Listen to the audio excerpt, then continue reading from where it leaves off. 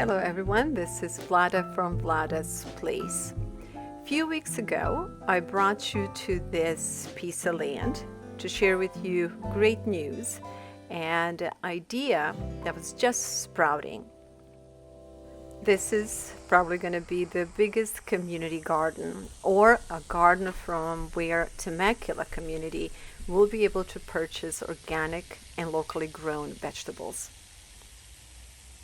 During my last visit, there was basically nothing on this field except dry desert land.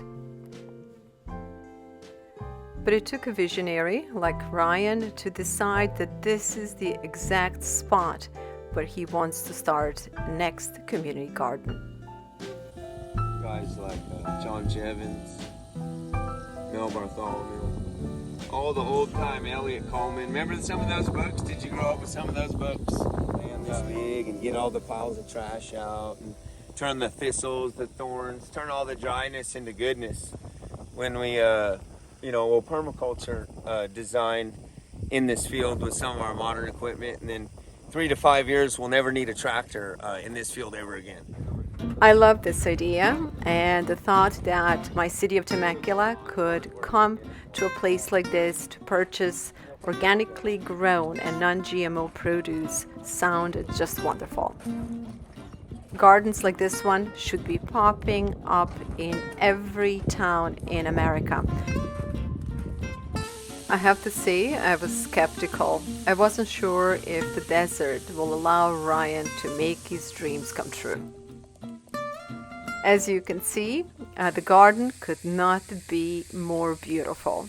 Despite extreme heat that we had in August and September, the garden is thriving. Everywhere you look, there is green, and parts of the garden are just coming up. And I noticed that there was a lot of lettuce, beets, carrots, and all kinds of other vegetables just sprouting, while other parts of the garden were already thriving, and some parts were even passing, like those sunflowers in the background.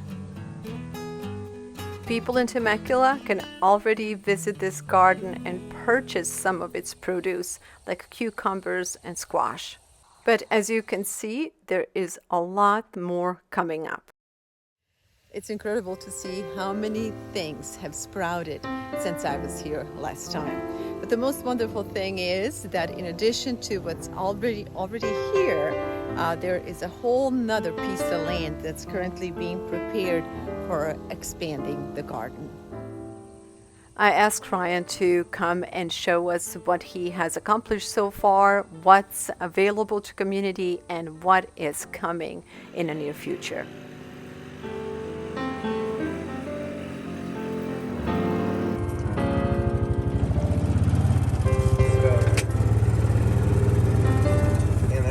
Maybe just right there for a minute.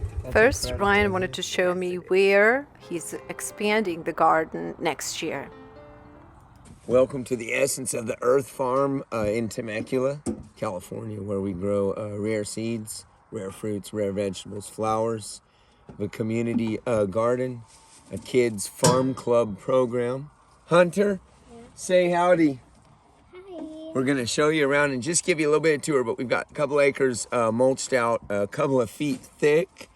We've got young crops. We've got some old legendary styles of farming, from row cropping to square foot gardening, featuring some of the old time favorites. John Jevons, Mel Bartholomew, Elliot Coleman type old school standards of good organic vegetables. And Charles Downing, we can't forget about you, and all your literature, all your kids' books are going to be right here with us and going to the kids as we practice some of the simple steps of farming.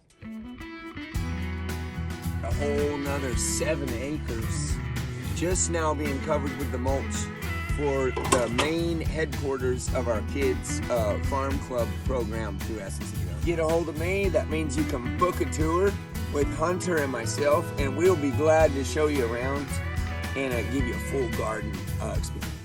It's gonna be so big. Is he going to be a watchdog? Yeah. Do you think he'll be protecting the farm? Oh yeah. Yeah. Okay. Well, it looks like everybody's busy around here. If you ask him to, he'll sign you a catalog. Oh my gosh. His picture in there. Here's a good eater right here. 2 good eaters. Okay, and they're just beautiful lemon squash.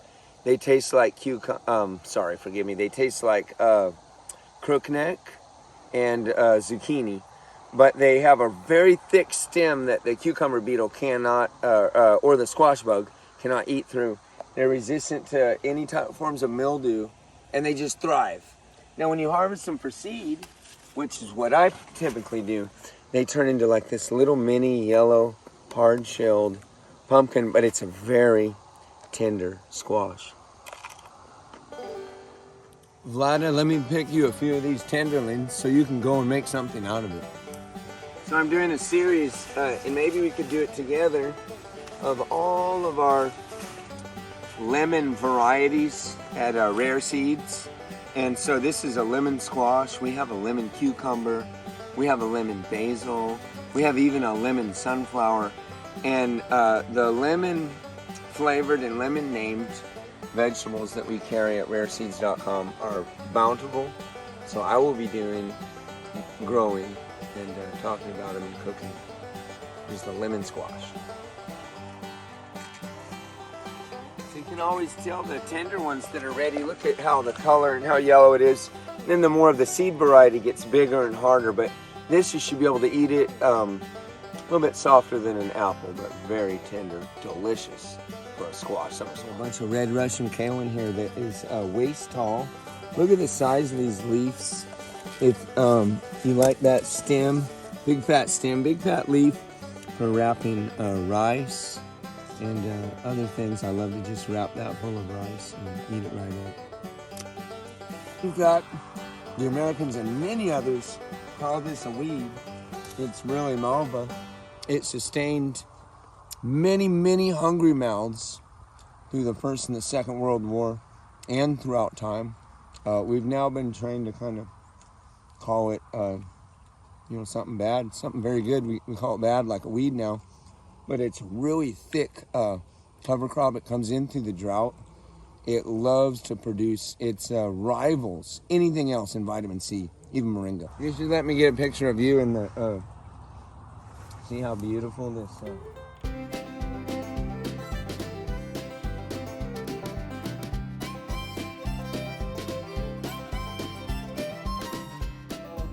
Names only guys from the 70s remember, like the 70s and 80s.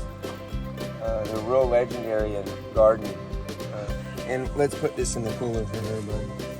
And we'll drive it into the car. There was a lot to see, so let's go and check out the other part of the garden.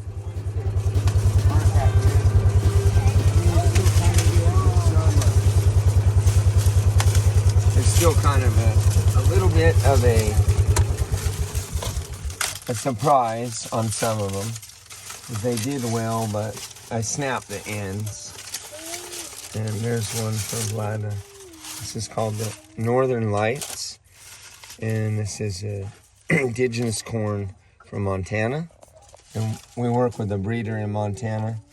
And he is responsible for helping to preserve and develop this Northern Lights from the indigenous tribes for hundreds of years. It was an okay year.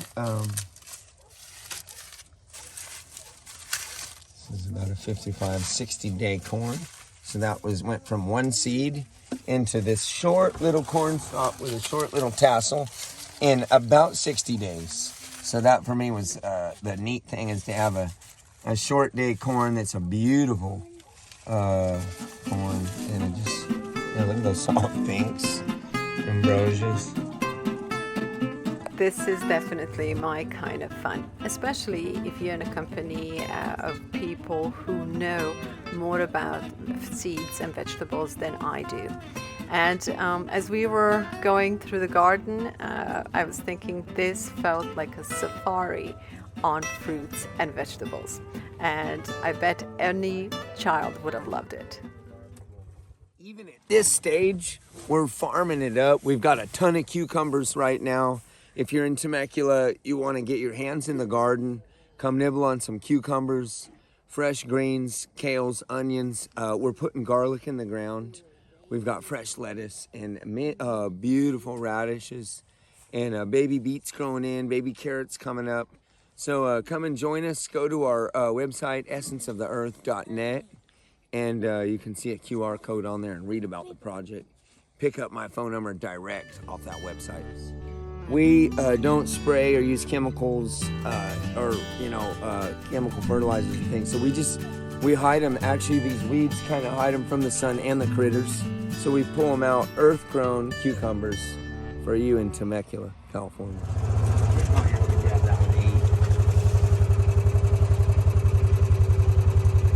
Because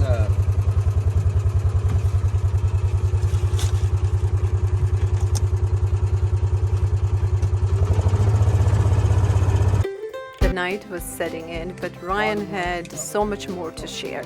Not just his beautiful produce, but also his idea about the children's gardening club and all the things that he wanted to do here in Temecula. This is very exciting because I would love to see kids being brought to farms and gardens like this instead of being taken to Chuck E. Cheese or other playgrounds. Kids could learn so much here, and after they are done, they can go home with the baskets full of fresh veggies. Black.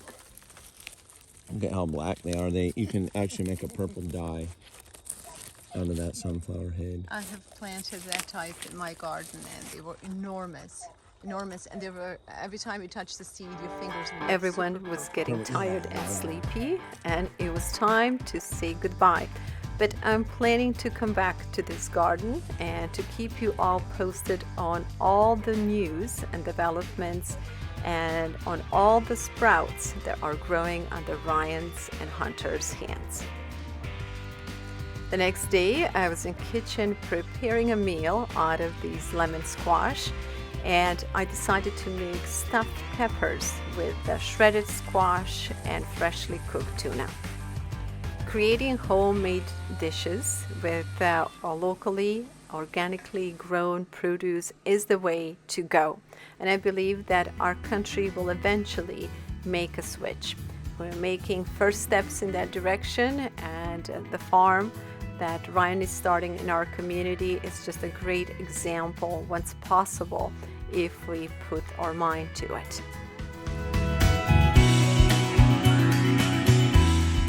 For anybody who lives in Temecula, I would highly suggest to stop by this beautiful place and to say hello to Ryan.